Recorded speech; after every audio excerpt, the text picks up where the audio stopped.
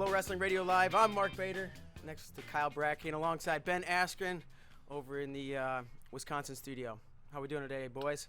Yeah, well, I'm sorry for being late. I'll take it on myself. You know, my daughter's bus usually comes at 8:07. We did get snow yesterday, but it wasn't a particularly large amount. I mean, it was only like an inch or two. So I was not expecting any road issues this morning. So I drove it in my driveway. Bus never showed up. I ended up dropping my daughter off with the neighbor and said, I gotta go be on a radio show. Yeah, you would think in Wisconsin they'd be well equipped for handle 2 inches of snow. Yeah, usually we are. I don't know what. Maybe the driver, they went in the ditch or something. Who knows? Yeah, I was always taught to be on time is to be late, and to be early is to be on time. Mark. And so, and to be late is unacceptable, I think. But don't make me call Coach Smith to get him on this podcast and talk about your showing up habits. You talked to him; they were impeccable. Every once in a while nowadays, I show up late, but because there was consequences, serious consequences. So serious. Yep. Well, you ready to talk some wrestling or what? Because me, Kyle, and Christian talk, and then obviously we've rehashed most of the important things from last week and this week. But I'm always in for a Bader take. You got any takes that you want to give us that even if it's stuff we already talked about? Well, I don't know exactly what you talked about. I kind of want to lead off. I don't know. I just did the interview yesterday and put it up in the afternoon, and I don't think Kyle hasn't seen it. Yeah, I doubt you have, Ben. But I did a Skype interview with Thomas Gilman. And it was like the most fascinating chat I've ever had. He went on for 30 minutes about this trip to Russia, and I had heard a couple things. I heard like he went out there, was training in the Caucasus region, and it was going to go wrestle on what he thought was a dual meet, and it ended up to be a tournament, shenanigans and kind of that. But he went on and on for like over a half an hour about this trek with these brothers. Well, first of all, his luggage got lost. He has no gear. Wait, so is he by himself, Mark, or does he have like someone traveling with him? He is by himself. Solo. Thomas Gilman is solo. Is he a American intelligence asset? Well, why do you keep coming back up with this? You brought this up last time. No, I don't. Why believe would Thomas Gilman go travel by himself? I mean, like bring a friend or something. Well, he wanted to go over there and train. I didn't ask him why. He just said he had an opportunity to go over there and train and compete and. Trekked all over Dagestan, way up in the mountains. I was cutting weight with no, had to borrow some gear, no partner. He's like doing stance motion and sprints in this wrestling, town that loves wrestling village. These kids are all lined up at the side of the mat, and they're 12, 13 years old, and all of a sudden he's like, I'm bored of doing just stance and motion. I look at these kids and I'm like, push, pull, Gorba. Please tell me Gilman started fighting children, because that's fantastic. Yeah, they call it fight over there, right? But he's wrestling all his kids, and he gets the weight off. And gosh, I mean, I'm gonna butcher the story, and I'd like to tell the whole thing, but it was so fascinating. And he's up further in the mountains, and with these people he doesn't know, in these primitive areas with no water, running water, a little bit of electricity, and car stalls down the hill with no brakes. It was just, there's so much to it. Well, you can butcher all you want, and then people can they can try to go verify your account by watching the Thomas Gilman interview. Yeah, I guess that's true. I don't think I butchered it. I just it's. When was this interview? You interviewed him yesterday? Yeah, yesterday. Actually, sitting right here, I think, just on my computer. I heard rumors that he's wrestling at Pan Am's. Is that true or false? I hadn't heard that. I didn't ask him. I don't know. Okay. All right. Yeah. I should have fed you. I should have fed you that intel. Well, yeah, I guess. My bad. It's running on the site at 9:45. It's on the site right now, but as like the main banner image when you come to FloWrestling.org at 9:45. So I think people will. It's on the site. I think it's called Thomas Gilman's Wild Russia Story or something like that. Bader, have you ever been to Russia by yourself? You never have, right? No, You've always taken someone with you. I went with Joe a couple times. I went with Ryan Blake once. I went with what was the last time? Who did I go with? Oh, Tony Stolfa. We went to, and we were with a bunch of Americans at the Euregan. But I think every time before that, it's just like been me and Joe. Genna came with us once. The first times first 2 times it was just the two of us. And we actually we got into a fight at the airport in JFK. like walking to our gate to fly to Moscow. And we got in this big fight because we didn't know where we were going to stay. With who? Me and Joe Williamson. You and Joe got in a fight with each other. Idiots. Because it was like fighting over where we're going to stay. And we were going to St. Petersburg eventually. And we didn't have it really all planned out yet. And we kind of sort of maybe had something lined up. And then Yeah. And then all of a sudden we both get on the plane. We're like right next to each other. I'm pissed at him. He's pissed at me. I still hate you. hate you. And we take off and we're like, it's like 9 hours. And like they bring us our food and I literally sit down and eat and you get a little roll. And I like took my roll and Joe was done with his food, so I broke my roll in half and I was like, and so literally I broke bread and we were like, cool, we got to be on the same team when we land. We got to figure this thing out. Yeah, I don't think I would ever go to Russia because I've said so many things about those Russians cheating that they might have a price on my head or something, or they might ban me from the country. I think I'm out on visiting Russia. Well, all right, don't come with me then. All right. I've always had fun times over there. Yeah, you know what? I've never had a fun time with you. You went over there once or twice, right? I don't. Yeah, I've been over there like 3 or 4 times. Mark, right. I don't like traveling with you. I never have fun times with you ever. Yeah. No fun. Never. Gosh, we've been to a couple places. Hey, last week we were talking about stuff you did with me. We did together, and the one thing that I don't know how it didn't come up, but Mark Bader went on our honeymoon with us. I think I stayed in the room for a night or two. Yeah, you. That's so funny. I mean, my wife and I didn't actually take our real honeymoon. So what happened was, listen, Bellator offers me the 3 fights, the tournament gimmick, and I said yeah, and we already had our wedding planned. So my first fight is April 15th in the Bellator tournament, and my wedding was planned for April 9th. So we get married in Kansas City. I take my wife and Bader, and we went back to Wisconsin for a day. My fight was in Chicago. We drove down there. I mean, Mark was with us the entire time. And actually, I think remember, Kiko France was your, I was actually a cornerman, I guess, technically. And Kiko was the other cornerman. You were so happy when he got there because you're like, yo, you go stay with Kiko. Yeah. We're like married. Yeah. Good times. That was Chicago, I think. Chicago, yep, absolutely. Again, a lot of controversy around one of your fights. So much, all the time. A magnet of controversy, apparently. I'm curious to get Bader's thoughts on Jaden's weight decision because you know Jaden really well. You spent a lot of time with him. Ooh, good question. Good question, Kyle. Coming, or were you thinking 86? And how do you think this goes for him?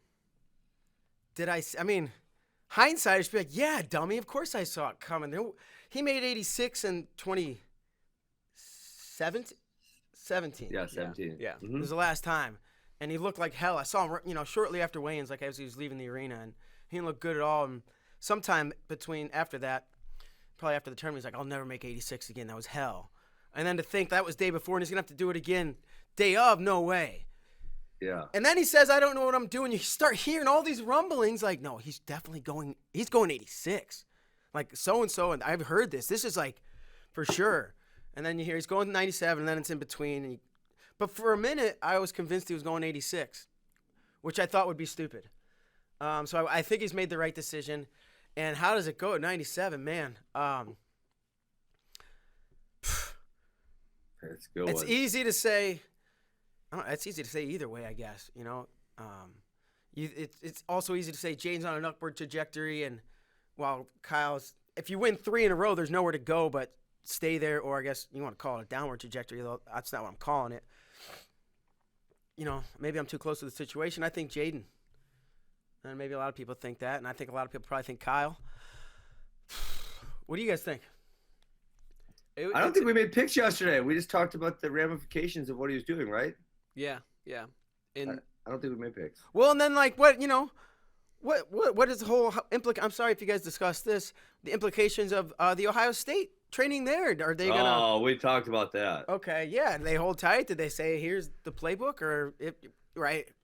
Anything? Well, so I got Jaden to tell me what weight he was when he was here in Wisconsin. That was a couple months ago. And I asked him. I said, does the Ohio RTC care what weight you are? He said, I'm not going to tell them. I'm not going to ask scale. They're not going to know. It's irrelevant.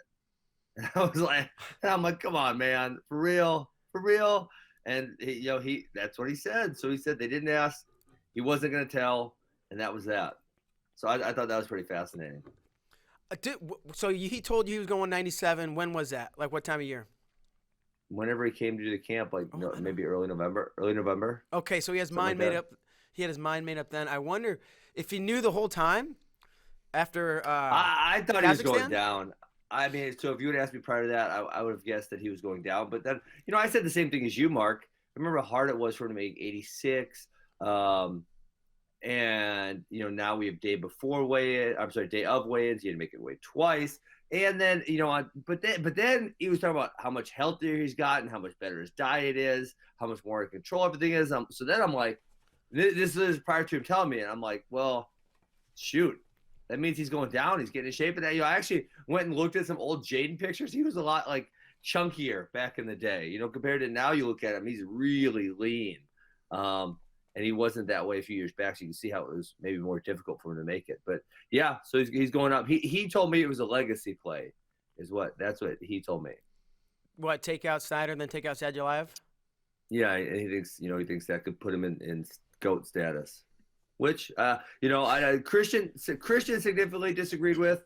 I said, man, I think that puts him way up there in the list of Americans. He probably has to do it a few more times to be GOAT, but he's only 24 right now. He'll be 25 at the time of the Olympics. He's got time left, right? He could that will be his if he makes a team, it'll be his 5th world team, and he's only 25. Wow. Yeah, we did. Did you guys go on about the GOAT? Yeah, we kind of mentioned it yesterday on the show. That's what kind of got. No, I didn't. I don't. Well, no, I didn't get to hear about this, and I wanted to hear about this. I meant to ask. It's what started the whole Barry Davis thing. Because Barry was in the office and he was talking with us, and they were talking about Jaden's decision and everything. And then CP mentioned to Barry that how Nomad thought if Jaden won, beat Snyder, then beat Sadulayev, he was the GOAT of American wrestling, is what he was saying. He might have said overall, but and then Barry was like, "Why does he think that? No, that's not true." And he's only won 2. And then he latched on to Nomad and just gave him hell. Bader put up a video yesterday, I think, of him giving Nomad hell. That was when he fired him. I wish I'd have turned the camera on sooner. But then the whole thing started with Nomad trying to say there was a difference between BOAT, the best of all time, and GOAT, the greatest of all time, and it started this whole thing. I mean, one thing I see, and I think giving it different names is just stupid. But the one thing I can see is right. So a lot of times, greatest is you hold a really high level for a really long time.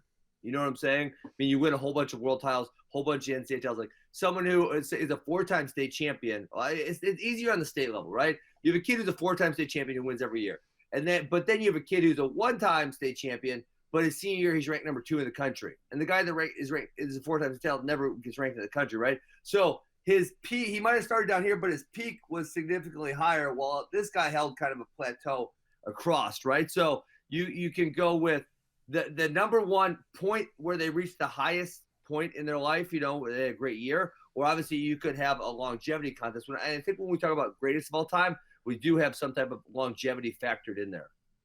That's almost exactly how Nomad was describing it. That's literally how Nomad described it. Nomad's a genius. He was like, best is the peak. They their peak was greater than everybody else's. What's the word he kept using? And so then the great. I don't know.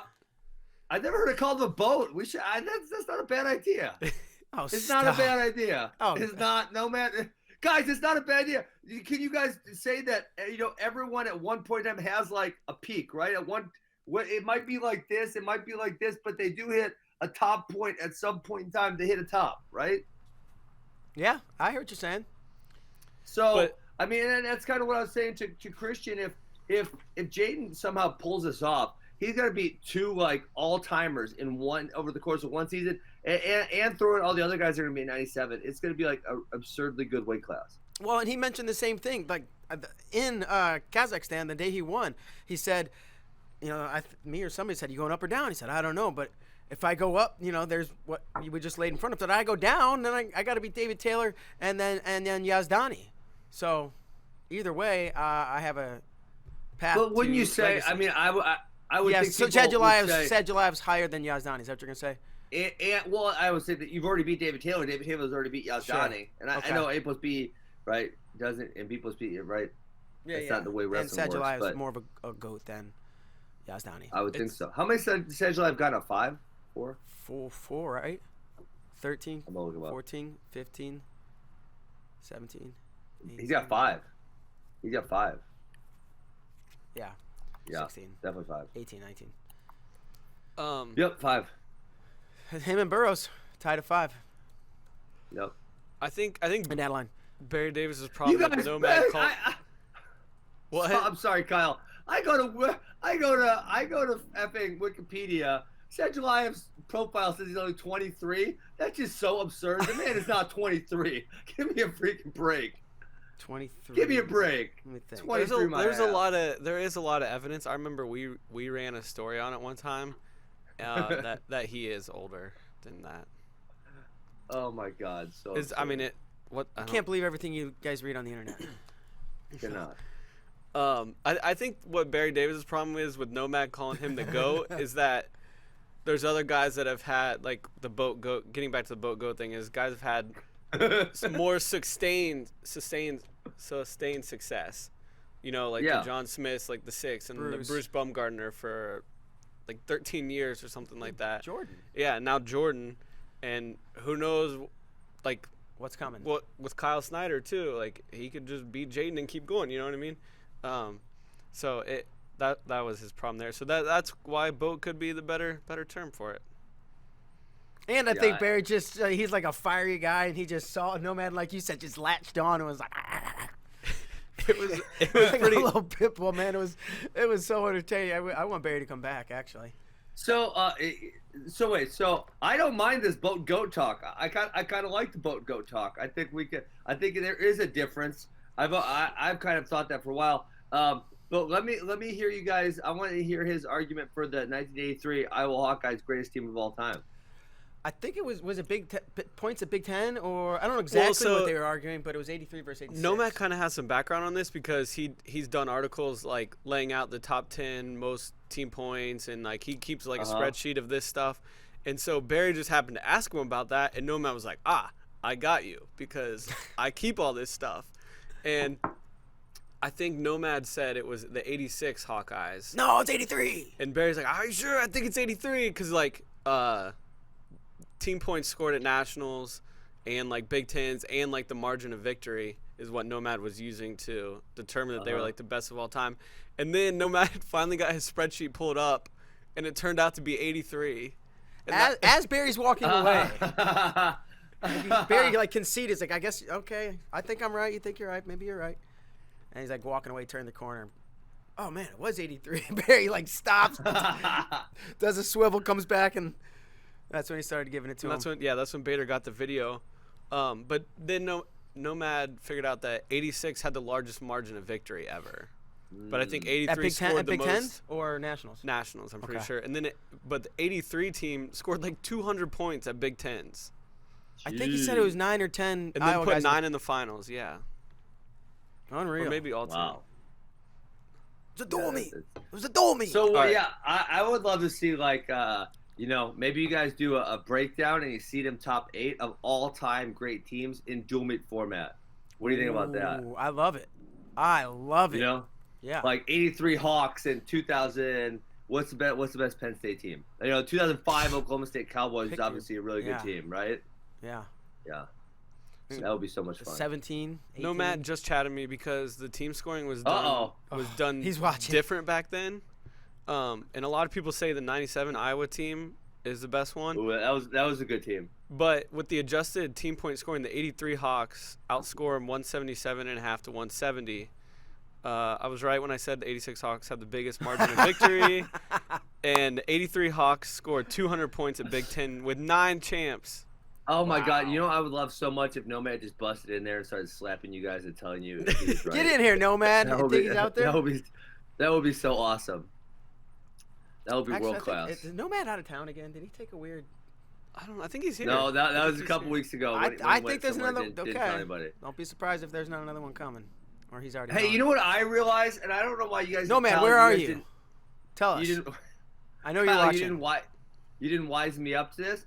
So Saturday night, you guys have your friends over, cook a nice meal, because we have back-to-back dual meets on BTN. Ohio State, Penn State, and Iowa, Minnesota. I didn't realize they were back-to-back. So listen, throw a party for it. Have all your friends over. You know, your regional, your sectional, or whatever is going to be that day probably. Bring a bunch of people over your house and watch those dual meets. How are they going to watch the dual meets if the sectional and regional, if they're wrestling at sectionals and regionals? No, because it doesn't start till 6:30. So we're good. That's perfect. Yeah, it's and on the East Coast it's a later start. 7:30 and 9:30 duels. So perfect. Yeah. That's what I'm talking about. 4 hours. And this is actually kind of one of my favorite times of year because we have, I believe this weekend is the first weekend of state championships. Am I right on that one? What are we? Sounds about right. Early mid-February. Yeah. So when are you guys? When's Wisconsin? We got 2 weeks, but I know a couple of the big ones like Iowa and Illinois are next week. And then I know there's only a few after us. I think Minnesota and Pennsylvania are maybe the week after us. Man, it's championship season. It feels like it just jumps out of nowhere, right? It's like November, dual meets, and a couple tournaments, and it's slow in December into Christmas and everything. And then you get through January, it's like, boom, here we are. This weekend and next weekend. And then duels are over. We're on the conference championship week. It's crazy. Hell yeah. Speaking of duels, unless you guys have anything else, we can talk about a few here if you want, Ben. Yeah. I want to talk about this Minnesota Iowa. I especially 149. Man, I watched Brayton Lee and Verclearen yesterday, so I caught some highlights the other day. I watched yesterday. Verclearen's kind of stepping up. I'm going to give him a little more credit because he was doing wrestling Brayton Lee really well. In that third period, though, Brayton just turns it on. And it felt like if you had another couple minutes, he might have stalled him out of the match or got a whole bunch more takedowns. It just felt like third period, it felt like Verclearen was just done. Yeah, he did that against Brayton did that against Griffin Perriott 2 weeks ago, too. Mm-hmm. He was losing 3-0 again in the third period. And took him down twice in the third, and then in sudden victory, literally the exact same way. And we kind of saw him do it in freestyle this spring. He would get at Junior World Team Trials, he got down big and then stormed his way back. And obviously, he's not trying to do that. That's not his strategy when he goes out there. But as Dan Gable says, you play with fire, you're gonna get burnt. So he's got to be careful. But you're right, Verclearen wrestling much better. He beats Cole Martin until he tried to do the weird leg pass. I thought he was wrestling pretty well against Colin Purinton in that Nebraska duel. And so that makes me think. That makes me rethink the Sasso. I kind of thought Sasso was going to be a blowout over Verclearen, and now I don't really feel that way at all. And one of the things Sasso struggles with is getting to clean shots of his own. And so if Verclearen wrestles a smart match against Sasso, that's gonna be tight. It's gonna be 3-2, 4-3. If he takes a stupid shot, okay, Sasso could hit a cradle, right? But if he plays that match right, Sasso has a hard time of getting to guys who are kind of locking it down. Yeah, I think it's gonna be like a 5-2, something like that. But Verclearen needs to make sure he doesn't do anything silly like he's done in some other matches, because a pin there could cost him the duel. That's going to be a fun one. Yeah, totally. Did you guys know, man, so the Big Ten at 149, it's funny because you have a few of the highly ranked guys, right? You have Sasso, Lugo are up there high. Brayton Lee's pretty high. Kanan Storr is decently high. But then it's funny because you have a whole bunch of guys who are all really good and they're kind of lower ranked, right? You have Graham Rooks who's coming on, Purinton, Verclearen, Yaya Thomas, Cole Martin, Griffin Perriott. A whole bunch of these guys who are like, they're not top 10 type guys, but they're like all bunched together there. So the Big Ten Championships, I think, at that way is going to be a whole lot of fun. They're probably going to get, like, looking down at that weight, they're probably going to get, when it's all said and done, 11 qualifiers. They might, for the tournament, they might only get, like, 9 or something like that. But I can see them getting a couple wild cards because you have Verclearen and Angelo, who had both been ranked at points this season at 10 and 11. And would be at the top of other conferences. Yeah, that's a really deep weight. Oh yeah, I think they're for sure getting all of those people in from the Big Ten championships, 100%. Okay. Well, how do you see Lee matching up with Lugo? Oh, so I think one of the funny things about and Sasso also is these guys use so many underhooks. So it's who's going to control the underhook battle. And what I'm going to say is the way I saw Patrick Lugo fade in that Verclaren match, and CP and I talked about it. You know how it looked like for the first 3.5 minutes, that he was going to get a major, possibly tech him, and then all of a sudden it was like, that's done. No more gas in the tank. Unless Lee gets down by, say, 2 or more takedowns, he's going to gas him in the third. I feel very confident in saying that. In Carver Hawkeye? Yes. Brayden Lee doesn't care about that. Doesn't matter if you care about it. I don't know. I've never been on the map, but everybody says that place will suck the wind out of you. But Brayden Lee doesn't have the wind sucked out of him. I love it. I can't wait to see it. No, he is very poised for a freshman, and he's just going to keep coming. I think, the strategy for him is, and Lugo's not a guy that's going to overwhelm you, but make sure you're within striking distance in the third period, right? Yes. Yeah. That's what I think, for sure. Another interesting thing with Brayden. Oh, sorry. Go ahead. No, I was just going to say, he hasn't even, been trying to go underneath guys. Yes, in that Verclaren match, he was down 3-0 going into the third, and Verclaren's not, really good on top. He went auto neutral. He did the same thing against Griffin Perriott. So he's not even wasting. I kind of like it. He's I'm not even wasting around with getting somehow they're dropping down to my ankle or anything. I'm just going neutral and I'm going to come at you. Yeah, and I think it's funny because you need 2 takedowns versus 1, right? So if you choose neutral in that scenario, you need 2 takedowns, takedown, escape, takedown. If you choose bottom, you only need 1. So he's so confident that he's going to get 2 takedowns within 2 minutes that he's doing it. And I think that's hey, you might ride me for 30 seconds, and I get the point. Or I have 30 seconds of coming at you and trying to wear you down and get you, out of position. And so a minute and a half later, I got my second takedown. Yeah, so I think that's interesting. The other thing, actually what first struck me when you said that, Brecky, is in the Verclaren match, he scored off 1 down block go behind. He scored off almost scored off another down block go behind. And then he's using a lot of underhooks to stuff. He doesn't like shooting from space and going underneath people, and that way. And so, I think it's kind of interesting that, say in the Verclaren match, for example, his pressure is so strong that he forces people to take these bad shots, in the third period, and his down block go behinds are there. Yeah, good call. So that'll be. I'm thinking Lee in that match. I just really like the way he's been wrestling lately, and I think Lugo probably gets the early lead and he comes back late. Okay. Do you think we see any? So there's 3 starters in this duel that haven't really been wrestling, in Pat McKee and DeSanto and Max Murin. You think we see any of those guys back? I heard rumors DeSanto's back this weekend. Okay. I would have guessed. I did not. That's the rumor I heard. I don't know if it's true or false. I don't know anything on Pat McKee. His injury looked pretty serious, and he was beating Devin Schrader in that match, and then kind of just, he did what DeSanto wasn't and fell on the sword. Right, his knee got hurt and he got rolled up for a whole bunch of points in the third period. Yeah. And then Max Murin, I haven't heard anything on Max Murin. Have you guys? No. He's listed DeSanto and Murin are both listed as oars, as is Pat McKee, but. I mean, they've been forfeiting 25 because they don't want to waste their red shirt. Minnesota has. Who do they have redshirting even? I don't know.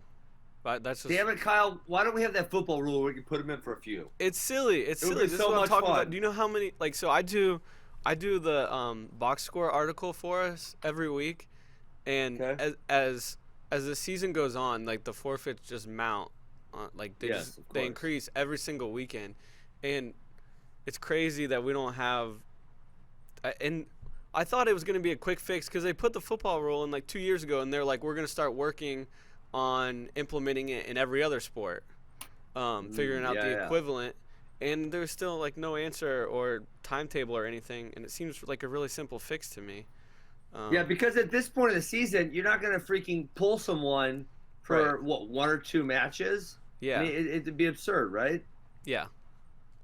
So, yeah, I wish we had that rule. I mean, the other thing is, it would just be so much fun for, like, say, Iowa, Penn State, right? And they don't want to waste Beard's red shirt, but you pull Beard for the one match. Like, how cool would that be? That'd be freaking awesome.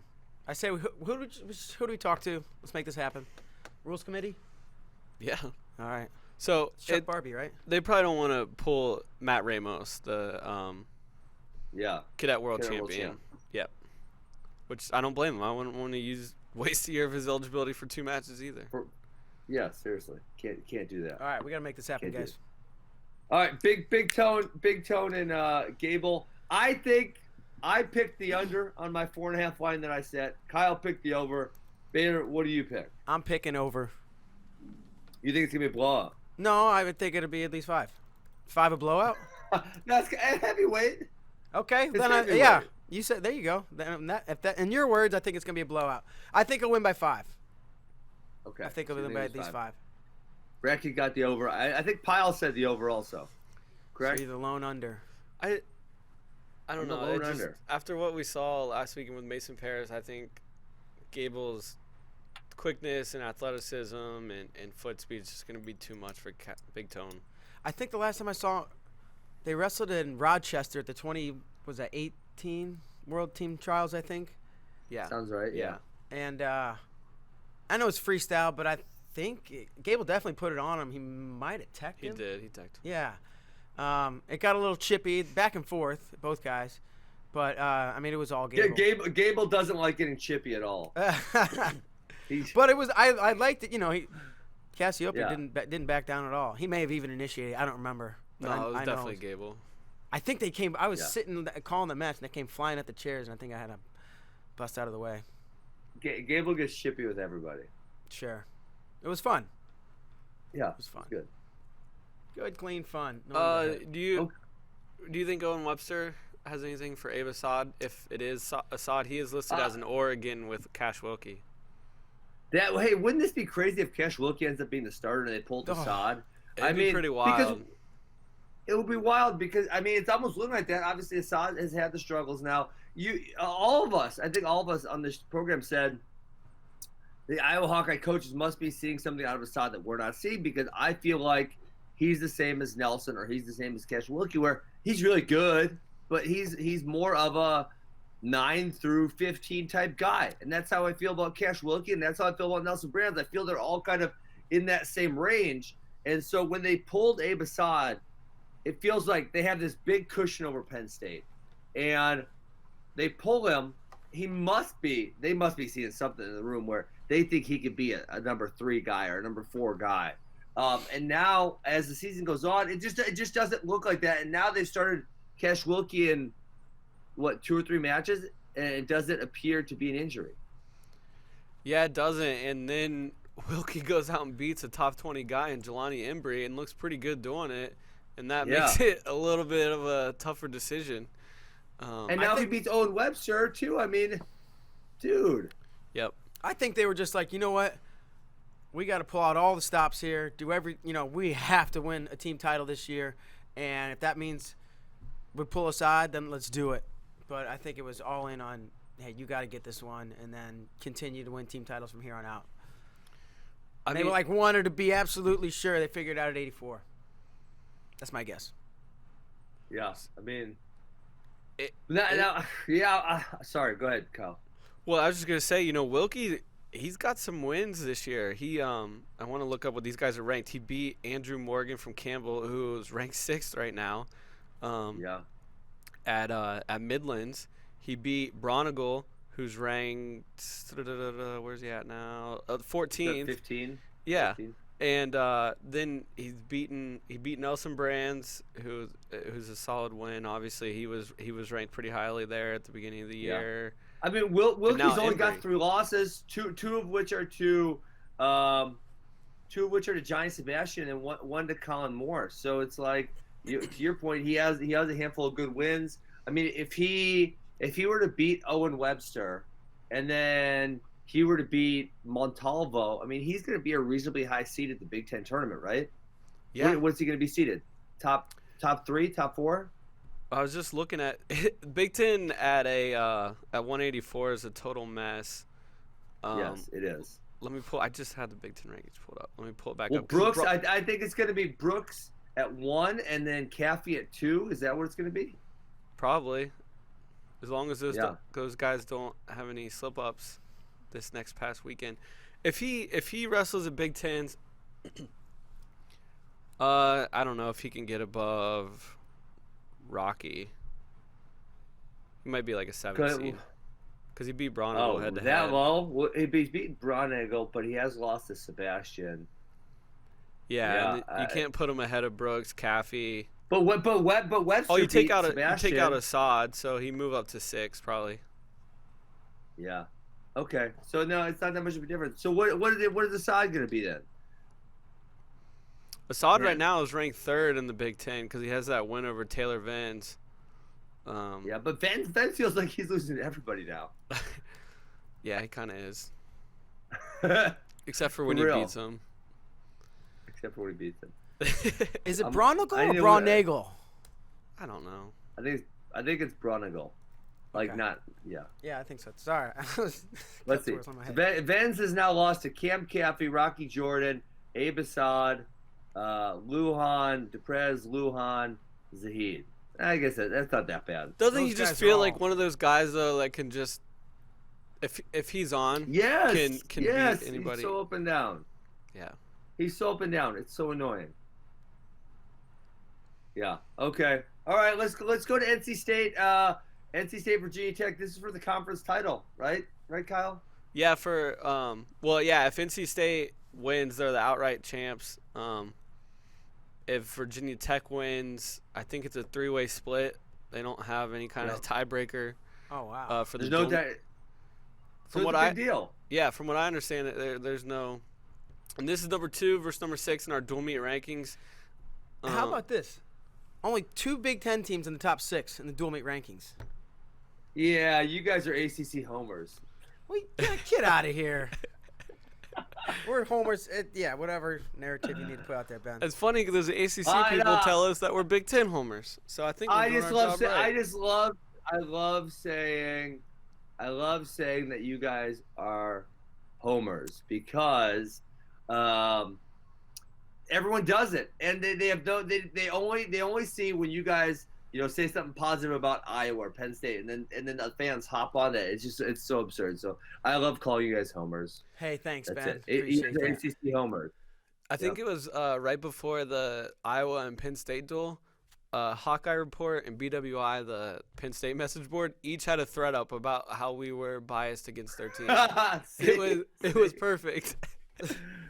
That's too funny. Yeah, huge one. It's in Reynolds again. I'm sure they'll have an awesome crowd. Dude, that crowd I'm sure you guys talked about this earlier in the week, but that was amazing. I saw 1 or 2 clips on the internet. And wow, hats off to that staff and that program. They packed that gym. That was amazing. That was awesome. I wish there could be more atmospheres like that. 8, 9,000, 6, I don't know. I think it was just under 5. Okay, wow. But we'll call it 20. Yeah. It felt like 20, as loud as it was and as crazy as they were going. Yeah. Well, it's such a. I mean, I love that type of venue. Right, the Covelli Center is kind of like that, where it's like, when you put 5,000 people in there, it's sold out essentially, and it feels so full, and it's like they're really on top of the mat. Mm-hmm, There's not a huge amount of space on the other side. So yeah, it's a great environment for their dual meets. Covelli Center's got that, and there's a few other people. Cornell obviously going that direction where they have, it's not a 16 or 17,000 seat arena. It's 5, 6, 7 somewhere in there. It feels great. Yeah, couldn't agree more. So I'm sure after that performance against North Carolina and the awesome time that the fans had, they'll have another huge crowd as Virginia Tech comes to town. There's a few really, really big matchups. The biggest one at 184 between number 2 Hunter Bolin and number 3 Trent Hidley. Will they hide their chairs? No chair is safe around Trent Hidley. Yeah, I would. Seriously. What an animated guy. I freaking love it. Wouldn't it be awesome if they just started this thing where, maybe they pre-cut the chairs. I don't know what they right. But after every match, he just smashes a chair like in a different way, right? Maybe one day he stomps it. Maybe one day he does this one. Like maybe one day he picks his coach up and slams him to the chair. Like, every day he's got to break a chair. I would be so into that. I love it. It's like the opening to The Simpsons. Every time there's like one little difference. I think we should do it. If they provided him chairs, Trent would absolutely do it. We'll call Coach Pop and see about setting this up. Call in a favor. So Kyle, these guys have not wrestled before, right? No. Yeah. So Hunter Bowen only has one loss on the season, and that was to Taylor Lujan, and he also avenged that loss in the same tournament. Those were both really good matches. My gut tells me to lean towards Hidley, but damn, I mean, there's something about Bowen. He doesn't look pretty, but he just gets it done. Mm-hmm. Am I fair in saying that? No, absolutely. I think you are, and he's been really good this year. He's obviously solid on his feet, but he's been really tough on top. I lean Trent here. I just like. He also beat Luan this year. He's got 2 losses, one to Zahid and then one to Louis Dupre, who he split with this year. I don't know. I like Trent and Reynolds. All right, well, that makes it easy for me then. I'm picking Bowen. Screw you guys. Takes the upset and smashes a chair over Tony Roby's head. In all good fun. I think there's no harm in that. It's all for the gimmick. I think this is important for ACC seeding stuff also because you have, who's ever going to get the 2 is going to have to wrestle Nino Bonacorsi in the semis, which is a tough one. And whoever wins is the 1 seed, and they're going to have an easier match in the semis. So I think it's big for that as well. Yeah, and NCAA seeding too. At this point. Yeah. Okay. Because whoever wins the ACC is probably going to be the 2 seed. Yeah. And then 2 seed's huge because you're opposite Zahid. Yeah, nobody wants to see that monster. Nope. And then let's see where else. McFadden, Bullard. Bullard actually didn't wrestle last week against Monday. I'm not sure what's going on there. But even if he does, I'd favor McFadden in that one. Yeah. Yeah. I just don't see a path to victory for Bullard in this one. And then too solid. Hayden will have a ranked matchup with BC LaPrade, but obviously I think Hayden's a big favorite there. Hayden Hidley, that is. And then the other ranked matchup at 141. These two actually had a kind of crazy match at CKLV. Mitch Moore and Tariq Wilson. Tariq scored super late, like last 5 seconds to beat Mitch at CKLV, and I just like the way he's wrestling, so I would lean Tariq, sorry. Tariq the Freak. Yep, I lean Tariq also. I think hopefully he's starting to turn it back on, but I don't know that he'll ever find that form that he found at 2018 NCAAs. Man, that was so fun. When a guy catches fire like that, and I think what Kyle Cannell did it the same year, right?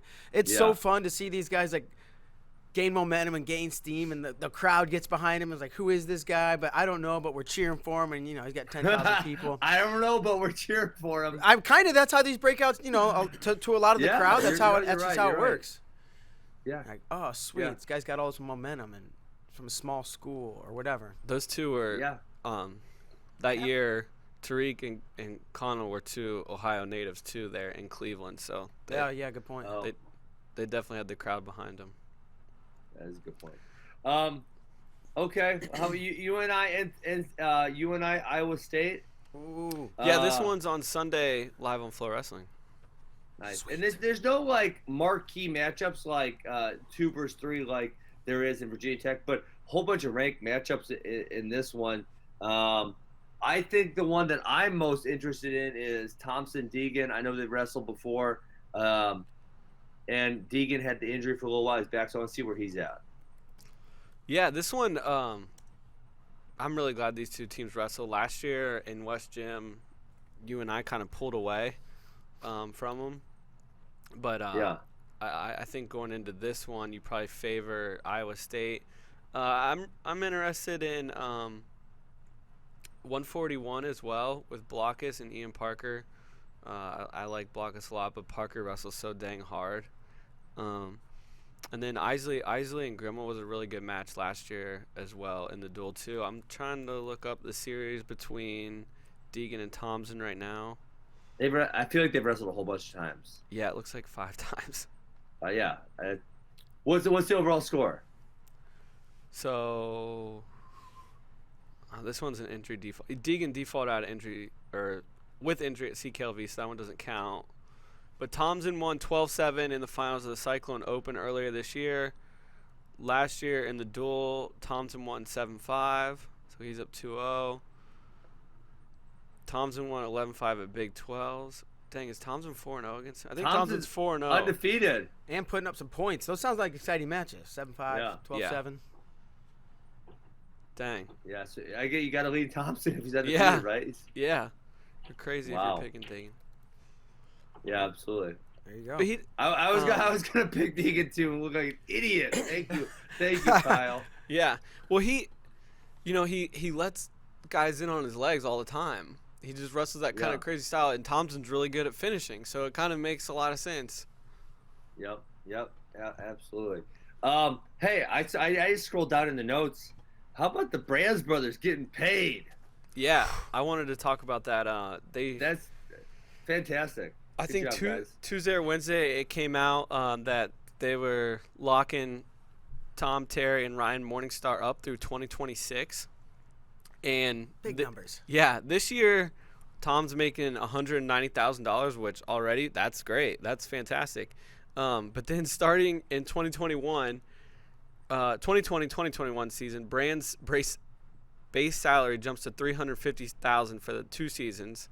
Dang. Then to $375,000 for the 2 after that, and then $400,000 for the next 2 to close out the contract. What about the second part of this though? I hope I'm going to say it. Brand's rate of guaranteed other annual income outside from iClub appearance, TV, and radio will jump to $100,000 a year.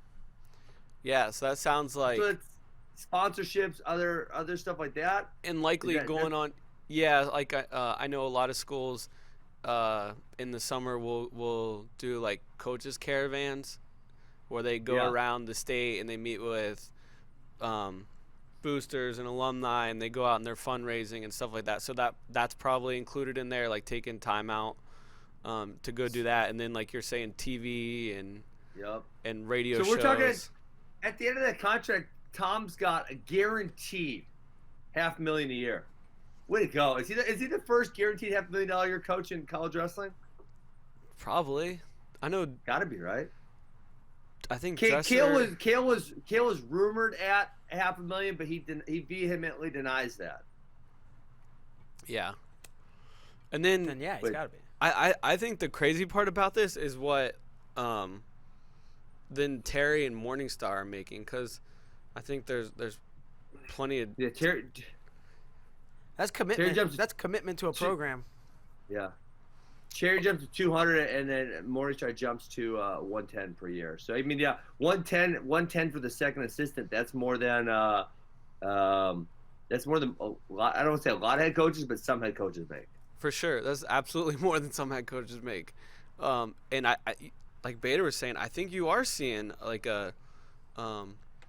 It's kind of like what the Oklahoma State AD said last year when they were because they just unveiled a new baseball facility and they said wrestling's next, and he was like, we've kind of just put wrestling on the back burner because it's been rolling, and we didn't need to worry about it. I think that's the way it's kind of been at Iowa too, is they had that thing rolling and they didn't need to worry about it. Well, now Penn State's come in, and gone on a run of their own, and they realize, hey, like, we need to get back behind this and invest in it.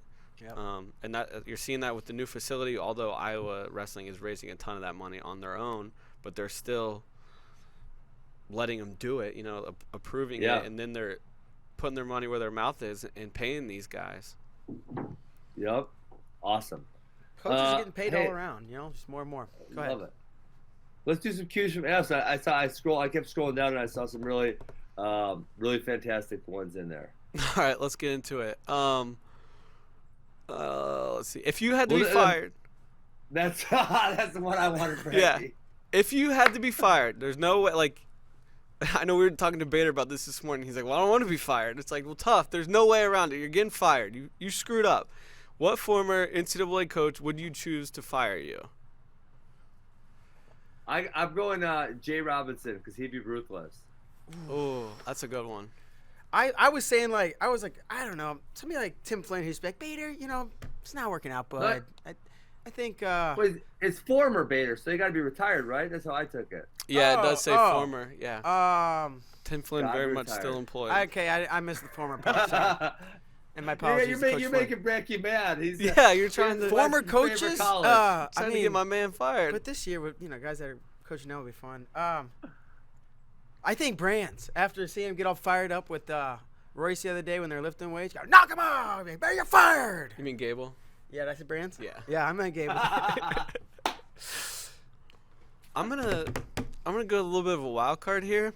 I'm gonna go with Drew Periano. I think I love his sense of humor, and I think he would just be like super sarcastic, and I'd look back on it and be like, I can't even be mad at that. That's pretty funny. Like, he was funny while firing me. It's funny. Give this more. Yeah, they got me better. Bailey Brown, it's not really a question, but he did have another one that was his Tuesday headline, so it made me think, Ben, do you have a Tuesday headline? Oh, we need to choose the headlines. Yeah, I need to get one. Let's see.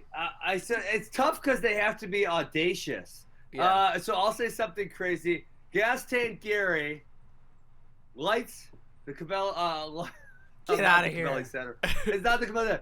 He lights. What's the damn Penn Bryce State Jordan. Bryce Jordan. Gary Traub lights gas. Uses gas to light Bryce Jordan Center on fire as Ohio State upsets Penn State. I love it. All right, that's a funny one. I'm gonna go with Virginia Tech upsets NC State and Reynolds. It comes down to heavyweight, and then John Borst breaks one of NC State's chairs. Right? And the chair gimmick becomes a thing.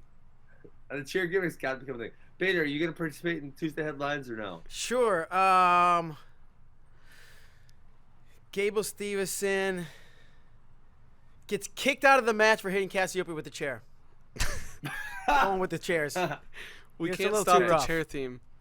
That's pretty audacious. All right, hey, I love this question. Yeah, go for it. This is an awesome one.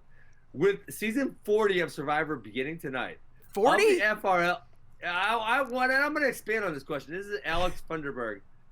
Yeah, 40, right? It makes you feel old. Of the FRL crew or Flow crew, who would be the first to get voted off the island, and who would win? Go. Nomad's off the island first. I would win. I'm not sure there's any. Go ahead, Ben. I think Nomad's getting kicked off for sure. I think first one. Just because everyone gets annoyed with him, we're like, get the hell out of here. Well, Barry Davis said it best. Like, you're out of here. Go on. It's like when you're cutting weight. You know when you're cutting weight and you're just like, it's been a while for you guys, but you're like extra annoyed. Just like every little thing just annoys you because you're cutting weight and you're a miserable person and you're not eating and you're dehydrated. That's what I gotta imagine if you were actually doing Survivor. That's what you would be like. Like, you know, you're in a not good spot. You're not eating a lot. You're extra irritable. And you know, I gotta think Nomad's the one that gets on everyone's nerves and everyone bands together. And maybe they don't even vote him off. Maybe you guys just drowned him. It's a possibility. Or tape him to the wall with matte tape. There, it'd be a tree, but coconut tree. I had a different train of thought with this one. Okay. I could see Spay being kicked off first just because he doesn't want to be there. Like that'd be a good one. Like he just does something audacious or just like leaves on his own because Spay would absolutely be like, screw this. Like I'm going back to my this is stupid. I want to do this. I'm going back to my apartment, eating Taco Cabana and drinking beers. Micros. Yeah. Micros. And then I think I would say Bader would probably win. Sweet. That's what I'm talking about. Yeah, I am the I think, most seasoned. Well, Mike's older. But. I think Bader's a really good good choice for winner. I could also see Mike Mal winning. He seems like he would do pretty well in a deserted desert island. Mike's plus crafty. everyone. Mike's crafty. Yeah, and I think it seems like he doesn't get on people's nerves. Which that's a big part of Survivor. Is like, like me, I would definitely get on someone's nerves, and then I was Okay. I would keep. Hey, you want to hear a story, Bracky? Yes, please. This last night. I don't know why, but as soon as Bader texted me, this story came to my head. You guys were asking. One time, so it was me and Bader and one of our other really good buddies, and we went on this trip in Northern California. I was thinking about this trip this morning. I brought a girl with me, and it was like a girlfriend. It wasn't super serious. But it was like, I told you guys, like, hey, guys, this is probably going so well. So, listen, I already paid for the trip, so I'm going to bring her. But then afterwards, it's probably going to be over. These guys tried to freaking antagonize the whole time. And they'll be sitting in the backseat, just going like this for cutting the tension. We're doing the torque wrench thing. Dude, I mean, they couldn't have been worse about it. Bracken, they couldn't have been worse about it.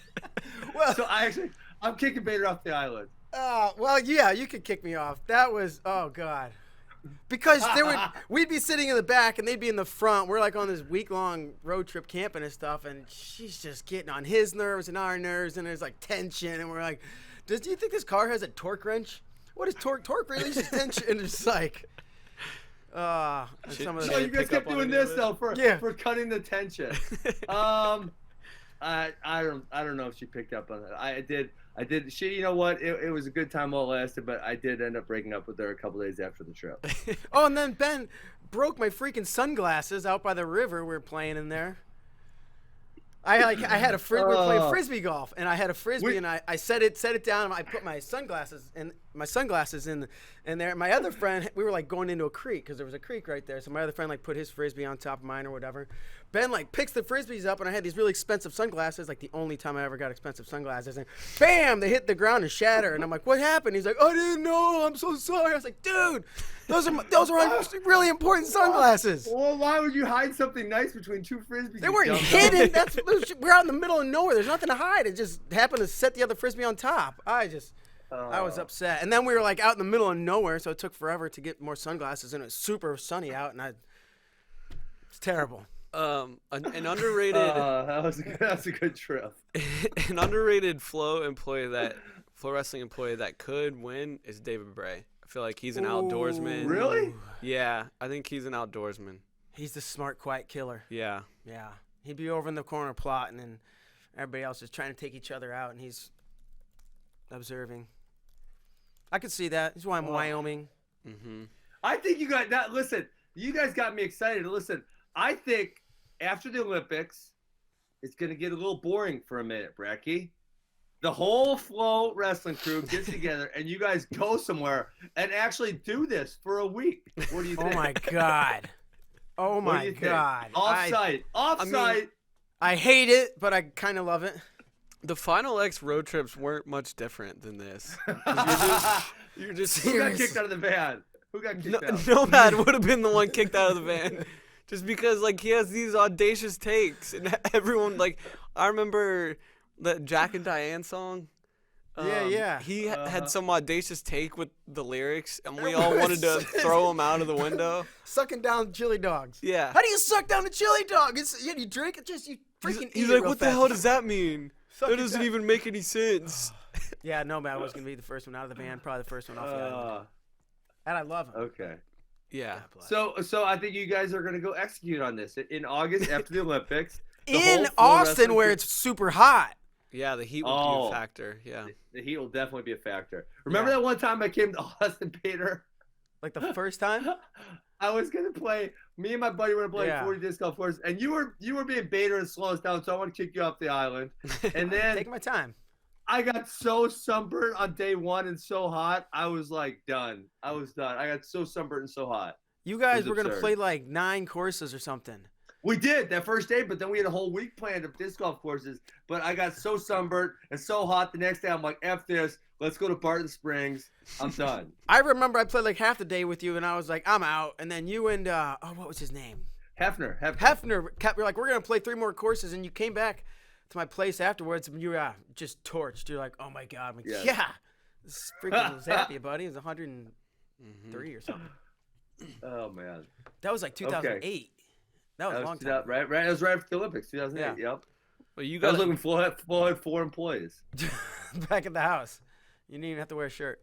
I don't know the name of the host of Survivor, but Ben, you would need to come down and be like the host. Oh, could I be the host? Oh my God, I would. Because you know what the host does. Part of what the host does in these type of shows. My wife watches Bachelor. It's I catch bits and pieces of it. It's so annoying. Yeah, the host, right. You watch it. I don't. The host antagonizes. They'd be like, Mark, when Nomad was telling you this, how did that make you feel?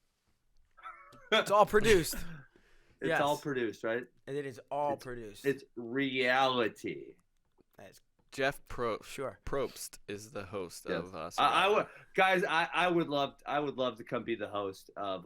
If that actually happens, I would love to come do it. I think it would be fantastic. Done. I would actually. You're hired. I don't know exactly how we do it, but there's a way it can be done. There's got to be some type of outdoor nature reserve or park that you guys can set tents up at for a week, and you don't get any food. You got to find your own food or something.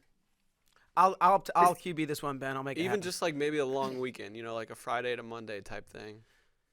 Yeah. It's Survivor meets the real world. One time we're gonna get a Airbnb and stay at the Olympic trials, and we're gonna be on each other's nerves, just like Final X. Oh my gosh. The one time, I wanted to do a training camp like boxing because I was reading about boxers. So for the 2008 Olympic trials, I took like 10 guys out to Colorado. I had this friend Brad, and he set us all up, and we just trained every day, right?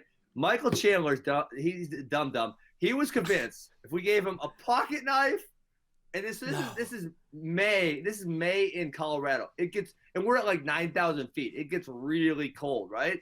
He's convinced.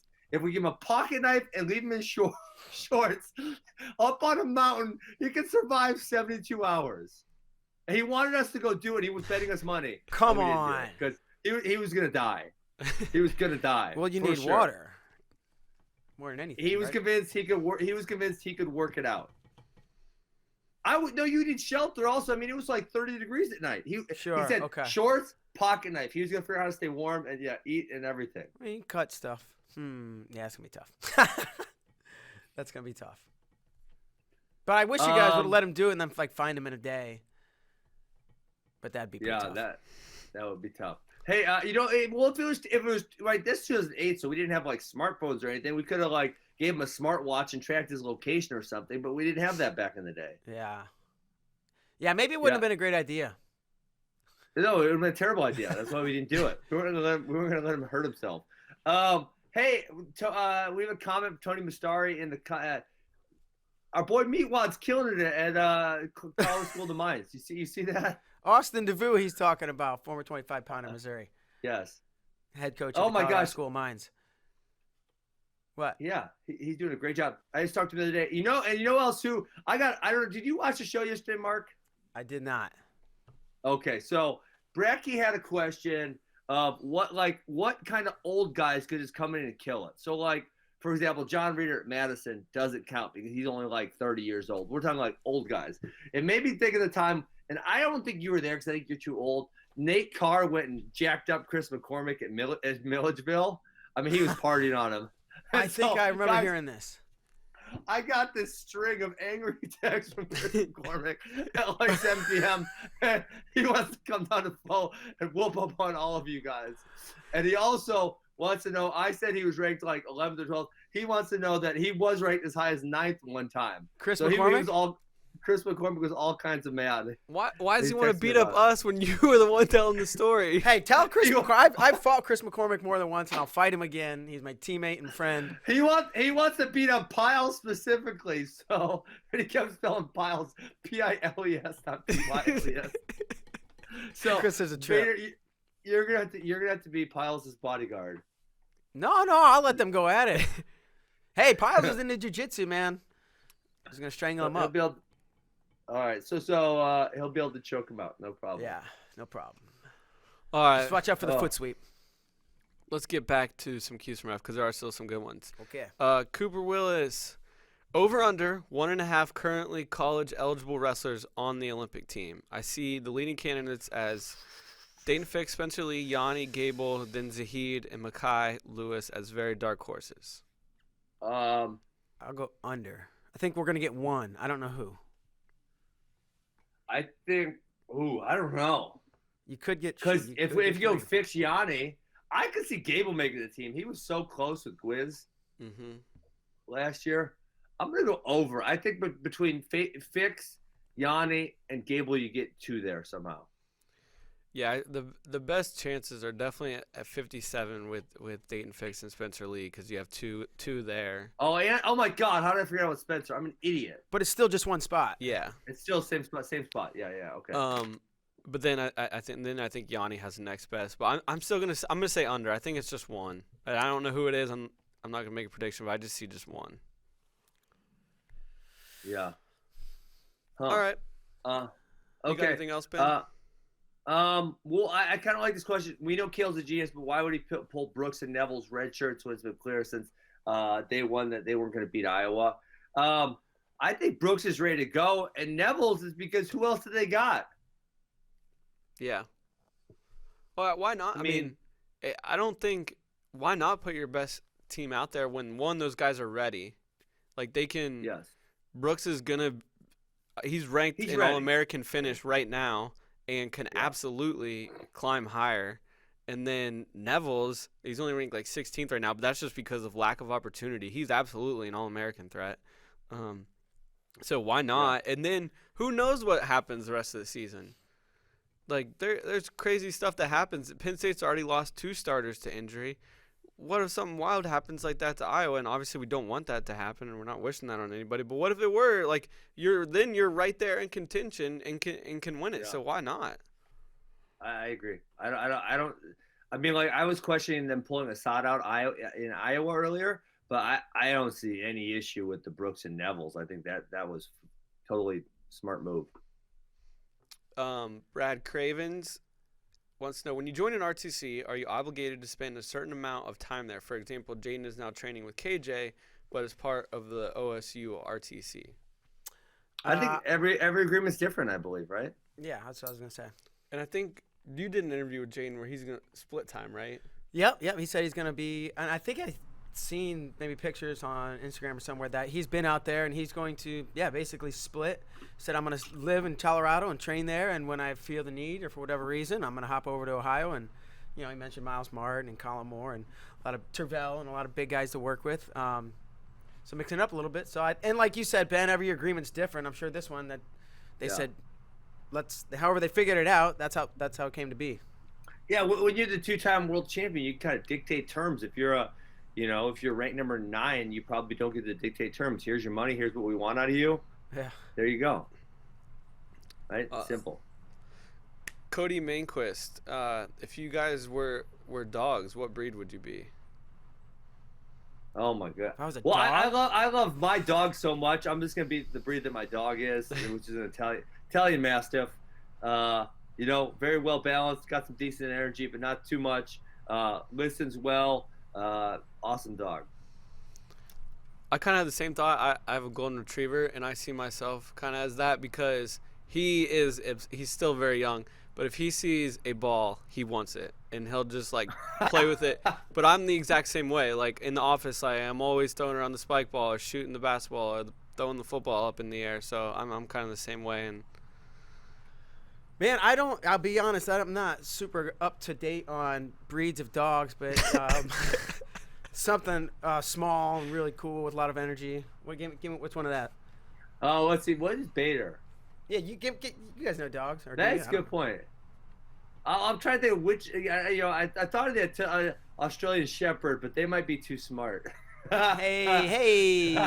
That's like the smartest of all dogs. That was what Cody Crocker had back in the day. Oh no, I'm not the smartest of all dogs. I'm not the dumbest of all dogs, but yeah, I remember Cody Crocker's dog. A wiener dog. They're like the dumbest of all dogs, so you're definitely not definitely that. not a wiener. Somewhere in between those, hopefully closer to the top. You know what you kind of are? You're probably like a Jack Russell Terrier, where that kind of dog. It runs a lot. It has a lot of energy. It just keeps going and going and going and going. That's probably you, Jack Russell Terrier. All right, let me Google that one. Go to images. Why did it go to Yahoo? Cute little dog. All right. Yeah. All right, Jordan Simpson, are you expecting any more Olympic red shirts pulled? If so, who? No. Yeah, There's I think 2 it'd weeks be. left. Yeah, there's not much time left. I know we kind of mentioned it because of a comment on Facebook, but I don't see Dayton Fixes being pulled. It doesn't make a ton of sense. Doesn't make any sense. Yeah. No, nobody's. I don't. What'd you say? 2 weeks left. Why do it? Yeah. Unless it was going to help somebody win a team title, which I don't see any shirt getting pulled that's going to even impact the team race that much, right? Right. I'm not even sure if Oklahoma State pulling Dayton would get them into team trophy contention right now. I don't believe so. Trapper Wrestler. Anybody else disappointed that Jaden is going to drop to 86 because of his dislike for David Taylor's storyline didn't play out? Yeah, I would like to set maybe. Listen, I love heat. I love heat, and I like David. I like Jaden, but I love some heat, right? So maybe if these guys both have some success in the Olympic trials, we could set up some type of super match next year, and they can talk all kinds of trash and then go at it. Count me in. That sounds awesome. Yeah, I mean, no. Right after Survivor. Oh, we got a full summer. Yeah, this is me great. We'll have commercials Perfect. during Survivor for the Jaden, David. Oh my, that would be SmackDown. awesome. Pops Redfoot, rank the most exciting must-watch wrestlers this year. Not necessarily the best, but have to see them in action. Brayton Lee. I like that. I don't want to give a bad answer. I mean, yeah, I don't want to give a bad answer. Austin DeSanto's the obvious one that comes to mind. There's just something about him that is like engaging. Enigmatic. I don't know exactly what it is. You don't know what he's gonna do. Like, yeah, you do to a certain degree. Like, you know he's gonna wrestle hard and he's gonna try to hit his dump, but then he also sometimes tries to jump over people, and then there's sometimes I live for this on the mat, and the thumbs up to the bench, and like it's unpredictability. So I kind of looked through it a little bit. I'd go my top 3: Spencer Lee, Austin DeSanto, Sammy Sasso. Those would be my top 3. Can't miss it. Sammy Sasso. That's solid. Yeah. I'm trying to think. I like Gable Steveson to me is up there. I really like just watching him wrestle. He's so fluid, and then he kind of also I like the he's kind of an antagonist. I like that. He'll give you a little extra shove after the whistle. Chirpiness. Yeah. Chirpiness. Yeah. And Mason Paris has been that too. Not the chirpiness, but the fun to watch. Yep. Yeah, but I think you guys nailed it.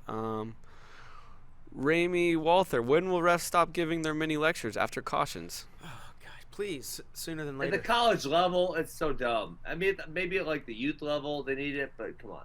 I feel like you see it at the senior level too. Yeah, you do. Man. Yeah, so when I don't know, but hopefully soon. Kyle, it brings up Mike Mao recently did an interview with Kyle Dake where they kind of talked about that.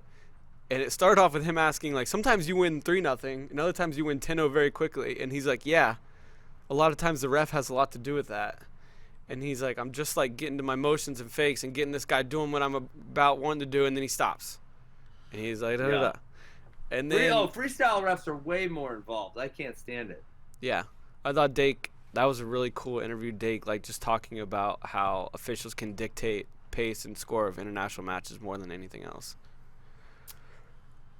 Yeah, nobody wants to see that. Hey, there's multiple questions about this, Brecky, and what I'm curious to hear your take. But we've obviously FRL now does 5 times a week.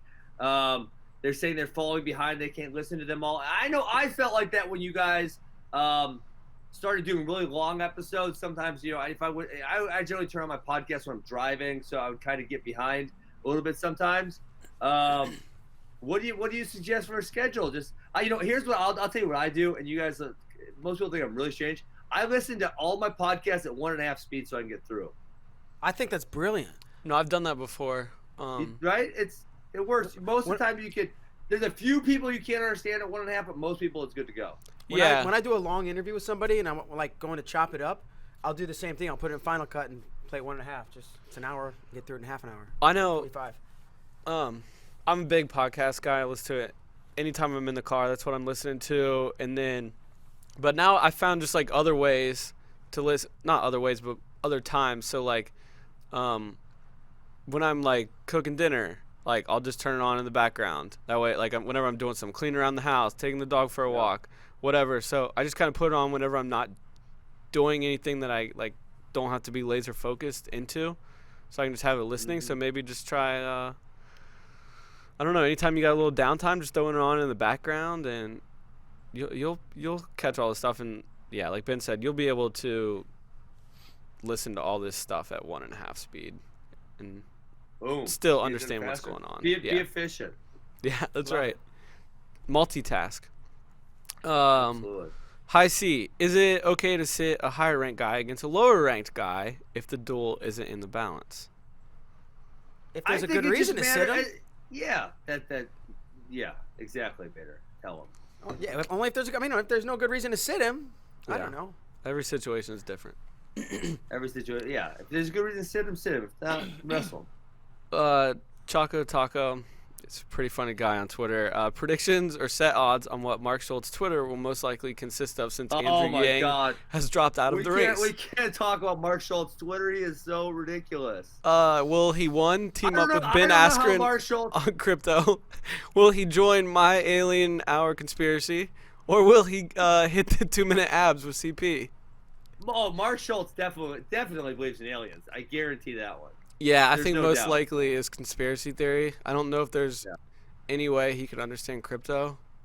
How has Mark Schultz not been kicked off Twitter? He says some outrageous things. God, he really does. Schultz. Yeah, I don't know. Let's go on. if he was in your Survivor, he might win Survivor. He would win. I think so. No, I would put him at very top. He's not invited because I would think he would win. Newcomer 35. Has there ever been a weight at NCAAs that finished chalk 1 through 8 seeds? Also, has there ever been a year where all 10 number 1 seeds won? Neither that I'm aware of. Those are Jason Bryant questions. If I have a tough wrestling question, I ask Jason Bryant. Yeah, I don't know the answer to that. Maybe Nomad might have it in an Excel file. You guys can ask him also. He would get it wrong though. Don't ask Nomad then. I'm kidding. Nomad's pretty on point. We'll try to get to the bottom of that because that is an interesting question. Yeah, that is. What is Bracky's Eagle statue? What is more likely, riding time eliminated from folk style or riding time being worth 1 point per minute of riding time? More likely, I think eliminated. Because didn't it used to be? I think it used to be a point a minute, right? I believe so, yes. I think so too. Back when there's maybe unlimited weight class. Yeah, I definitely think it's more likely to be eliminated. All right, I think that's all the questions we got. Ben, you got anything else you want to talk about? No, have your friends over. Double duel on BTN Saturday night. Bring the whole team over after the regionals, the sectionals, whatever. Watch some wrestling. That's what I'm talking about. And there's we got 12 D1 duels going down this weekend. Let's see here. We got I know we got Stanford multiple times. We got UNI multiple times. Iowa State multiple times. So a lot of ranked teams. South Dakota State, North Dakota State. Be sure to tune in to all the action. Keep it locked on FloWrestling all weekend live because those duels Ben's talking about. We're gonna have live updates of all the action going down. And boom. If you guys don't have anything else, we'll see you episode, Tuesday. Guys. Adios.